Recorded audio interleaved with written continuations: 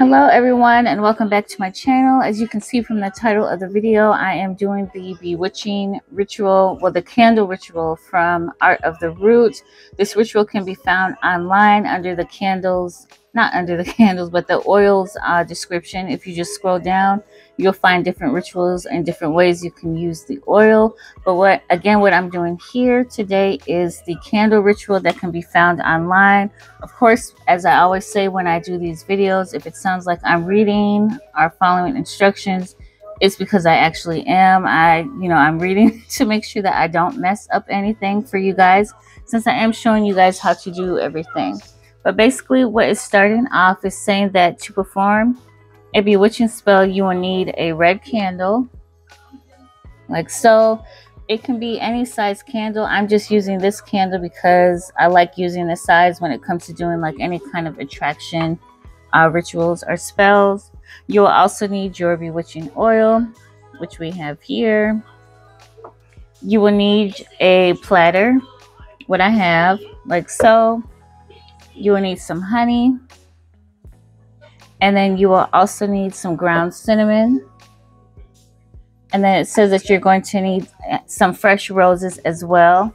And basically the reason why you're going to need some fresh roses is because 3 days ahead of the ritual, you're going to have to make some rose water, what I have done here. And basically what I did, I just went to my store, my local grocery store, or whatever kind of flower store that you have in town, and just bought some red roses. I went ahead and got some distilled water. I boiled it before pouring the water on top of the roses. And so basically what she says online is like each day within that 3 day time period, you're going to want to shake up your jar. What she says, gently shake, just to get everything nice and flowing.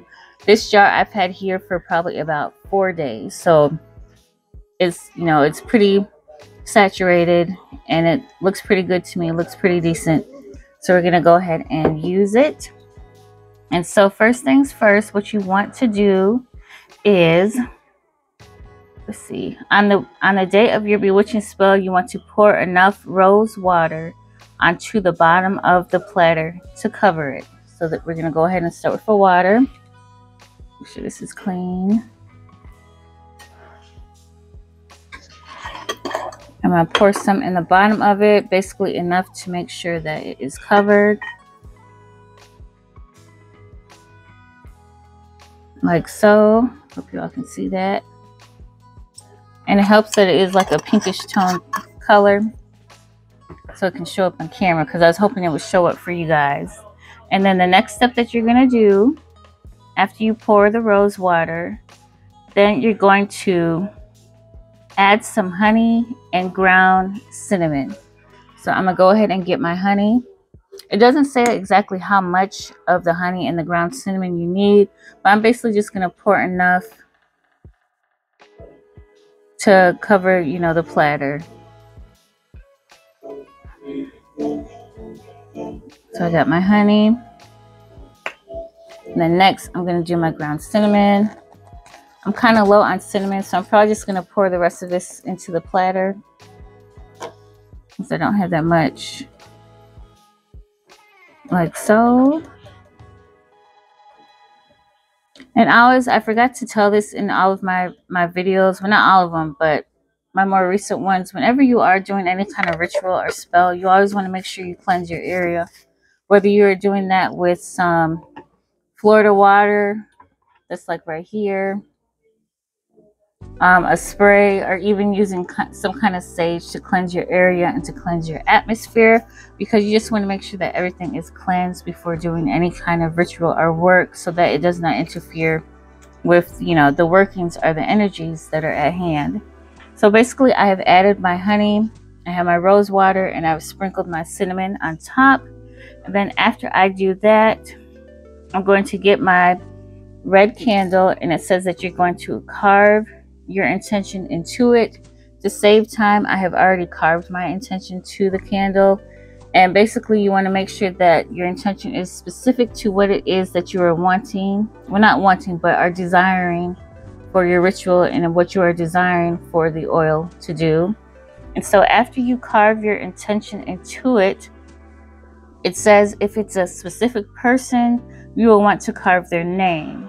So if you're trying to channel or use this oil towards someone particular in mind, you want to make sure that you carve that person's name onto the candle. If it's just a situation itself that you're desiring, you can go ahead and carve that into the candle. Mine, I don't have any particular person in mind, so I'm just carving. I carved just the situation or the particular desire, basically. I won't say situation, but the desire that I'm wanting, wishing, desiring onto the candle. And again, never say wanting or wishing. I just say that out of habit, but ignore me. But anyways, after you have carved your intention into the candle, then you're going to take the bewitching oil and you're going to place a few drops onto your hand. Of course, as always, I like to shake my oil up just to make sure that all the herbs get in there and everything gets mixed up pretty well. And it says you want to put a few drops onto your hand, so that's what I'm going to go ahead and do,